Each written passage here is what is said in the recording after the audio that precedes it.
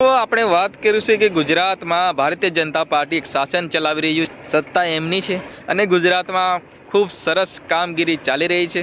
ગુજરાતના અનેક ગામડાઓના છેવાડા માનવીને જે ગુજરાત સરકારની ઘણી સ્કીમો એના લાભો મળી રહ્યા છે, પરંતુ ક્યાંક ને ક્યાંક અમુક વિસ્તારમાં અન્યાય પણ થઈ રહ્યો છે। જે ભ્રષ્ટાચાર થઈ રહ્યો છે એના માટે વિરોધ પક્ષના નેતાઓ મેદાને ઉતરી જતા હોય છે જે સરકારનો વિરોધ કરવા માટે। આપણે વાત કરીશું ડેડિયાપાડાના ધારાસભ્ય ચૈતર વસાવા, જે આમ આદમી પાર્ટીમાંથી ચૂંટાઈને આવેલા ધારાસભ્ય ચૈતર વસાવા।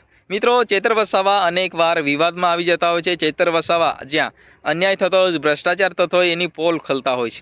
મિત્રો, આખા આદિવાસી વિસ્તારમાં ચૈતર વસાવાનો દબદબો ચાલી રહ્યો છે અને અનેક વિસ્તારમાં ચૈતર વસાવાના ચાહકોની જે સંખ્યા છે ખૂબ મોટી છે। વિસ્તારના લોકો કોઈ પક્ષ પાર્ટીને નથી જોતા, પરંતુ જ્યાં અવાજ ઉઠાવતા નેતાઓની સાથે ઊભા રહેવા માટે તત્પર હોય છે। જ્યાં પણ આદિવાસી વિસ્તારમાં ચૈતર વસાવાની મિટિંગો યોજવામાં આવતી હોય ત્યાં ઘણી લાખોની સંખ્યામાં ત્યાં લોકોની સંખ્યા આપણને જોવા મળતી હોય છે। ચૈતર વસાવા અનેક જે મુદ્દાઓ ઉઠાવતા હોય છે એના માટે ખૂબ ચર્ચામાં હોય। ચૈતર વસાવા જે આદિવાસી વિદ્યાર્થીઓ ઉચ્ચ અભ્યાસ માટે ભણે એના માટે ગુજરાત સરકાર દ્વારા અને ભારત સરકાર દ્વારા એક બજેટ, આદિજાતિ વિકાસનું બજેટ આવતું હોય છે। એમાંથી જે એસટી કોટામાં આવતા તમામ વિદ્યાર્થીઓને જે સ્ટાઇપન્ડ મળવા માટે એક શિષ્યવૃત્તિ જે સરકાર પહેલેથી આપતી હતી, પરંતુ ક્યાંક ને ક્યાંક ગત વર્ષે એટલે 2024-25ની અંદર આ સિસ્ટમ બંધ કરવામાં આવી હતી।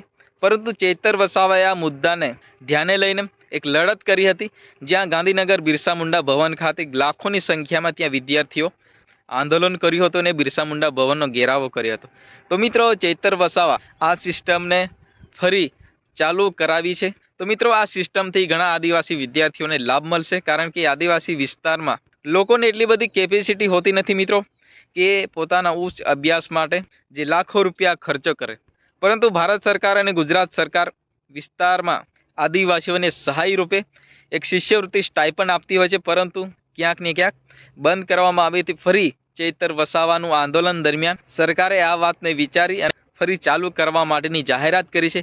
ત્યારે વિસ્તારના જે વિદ્યાર્થીઓ ચૈતર વસાવાનો આભાર વ્યક્ત કરતા એક વિડીયો સોશિયલ મીડિયામાં શેર કર્યો છે। આપણે જોઈ લઈએ શું કહી રહી છે।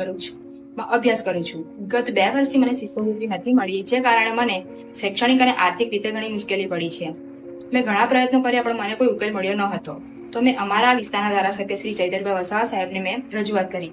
તેમણે મારી વાતને ગંભીરતાપૂર્વક સાંભળી અને ગાંધીનગર બિરસા મુંડા ભવન ખાતે તેમણે સરકાર સુધી પહોંચાડી। તેમના પ્રયત્નોના પરિણામે સરકારે શિષ્યવૃત્તિ આપવા અંગે જાહેરાત કરી છે, જે મારી જેવા અનેક વિદ્યાર્થીઓ માટે મહત્વપૂર્ણ છે।